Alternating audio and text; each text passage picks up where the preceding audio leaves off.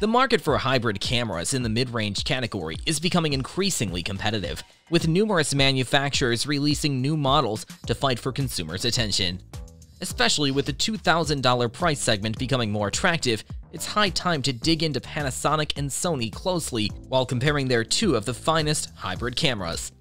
In today's video, we're setting up Sony A7 IV against the Panasonic Lumix S5 II. Make sure to stick to the end to find out who's the winner.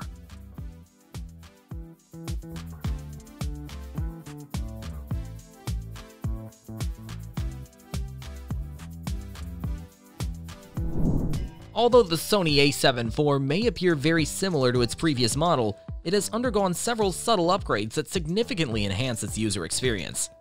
One of these upgrades is an improved electronic viewfinder with a resolution of 3.69 million dots and a refresh rate of 120 frames per second, located on the camera's top. Located below the EVF is a newly added vari-angle touchscreen. The screen can be rotated to face the direction of your shot, which is particularly beneficial for solo video shooters. When holding the A7 IV, the grip feels more solid compared to the previous model. However, the camera's overall design will be familiar and comfortable to anyone who has used a previous alpha camera. The camera is now equipped with a CF Express Type A slot, meaning that you can continuously shoot with an effectively unlimited buffer. Whereas the Panasonic Lumix S5 II has a solid and small body with a full metal frame and is resistant to dust and moisture to protect against weather conditions. It is designed to be comfortable and easy to hold, with buttons and dials placed conveniently for quick access to settings. The camera has a 3-inch touchscreen LCD that can be tilted and rotated for shooting from high or low angles, as well as an electronic viewfinder with high resolution and minimal delay, even in bright sunlight. Moreover, the camera has 2 card slots that support UHS 2 SD for more storage options and flexibility while shooting. S5 II features an autofocus joystick with 8 directions, which is an improvement from the original S5, which had only 4 directions. Also, the camera has a full-sized HDMI port to provide more accessibility. Design-wise, both are pretty modern and ergonomically aesthetic. Both the body has all the necessary ports and functionality that you can ask for at this price point. But if we had to choose one, Sony A7 IV wins by a narrow margin. Now, the A7 IV features a new 33-megapixel BSI CMOS sensor, which is capable of shooting at 10 frames per second despite its higher resolution. However, if you wish to shoot in RAW format, the camera can only do so in the lossy compressed format and drops to 12-bit mode, which further reduces the dynamic range. The video quality of the A7 IV is undoubtedly impressive, as it oversamples its 4K at 30 FPS video from the sensor's 7K resolution, resulting in a sharp, noise-free image even at ISO 12800. Also, the ability to shoot 4K in 10-bit 422 provides color graders with more flexibility. The A7 IV's in-body image stabilization can compensate for up to 5.5 stops and allows you to shoot with low shutter speeds. The A7 IV takes a significant step forward by adding 10-bit capture, which enhances the processing flexibility of log footage. On the other hand, the Lumix S5 II has a full-frame sensor with a resolution of 24.2 megapixels that produces high-quality images and videos. It works with the Venus engine to ensure accurate color reproduction and excellent image quality. L2 powers the sensor, a new image processing engine developed jointly by Lumix and Leica. This enables the camera to capture 6K video at 30 frames per second with 420 10-bit and record 4K video at 60 FPS with a super 35 crop.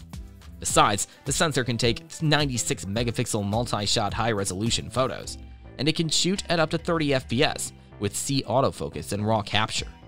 The camera also features dual native ISO technology, which reduces noise in low-light situations. Its autofocus system is quick and accurate, making it suitable for both stills and video modes. Here, Sony undoubtedly gets the upper hand. From the footage quality to the crispy stills, it shines everywhere. Lumix S5 II is also worthy of being at the top, mainly because of its video recording capability. And lastly, let's take a look at the Sony A7 IV's additional features. The A7 IV has gained the ability to capture 10-bit compressed images, which is an improvement from the 8-bit JPEGs that were traditionally offered. Unlike Canon, which only uses HEIF capture for HDR images, Sony allows you to shoot standard DR images in 10-bit with a choice of 422 or 420 chroma subsampling if it is beneficial. The A7 IV also features live streaming of video over its USB connection using audio and video standards like UVC and UAC that is part of the USB standard. You have the option of HD or Full HD resolutions, with Full HD available up to 60 FPS. And with Bluetooth connectivity, A7 IV makes it easier to transfer files to your phone. In contrast, the Lumix S5 Mark II has a new feature that sets it apart from previous Panasonic models: on-sensor phase detection autofocus. This type of autofocus is faster and more precise than the traditional contrast autofocus, and combines depth awareness with subject recognition tracking for better results. The camera's in-body image stabilization has also been improved. Moreover, the camera can now shoot full sensor height 3:2 open gate video, which allows for cropping in various aspect ratios or panning around the frame in post-production at up to 30 FPS. The footage can also be stretched horizontally for a real-time preview.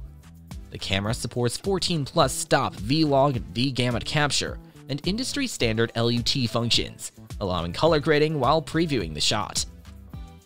We noticed that Panasonic Lumix S5 II includes all the modern features in the body, and the open gate functionality really opens many doors for creative post-production. Sony A7 IV has additional features like 10-bit sampling and HEIF capture, but falls a little too short, mostly because it is older than the S5 II. But overall, both are very capable nonetheless. While there are superior specialized cameras available, the A7 IV is the most exceptional mirrorless camera you can purchase as a versatile all-purpose option. Its adaptability, characteristics, and range of lenses will be highly appreciated if you prefer capturing a diverse combination of portraits, weddings, wildlife, and video footage. Though it comes with a high price tag of $2,498, it's a reasonable investment for most individuals. But the Panasonic Lumix S5 II with the new PDAF system is a pretty solid camera too. If you need more filming options, opt out for the Lumix S5 IIX, which has more codecs and a ProRes option for post-production creativity. Also, $1,999, it is undoubtedly the best mirrorless camera out there. So which one did you like the most? Share your thoughts in the comments section below.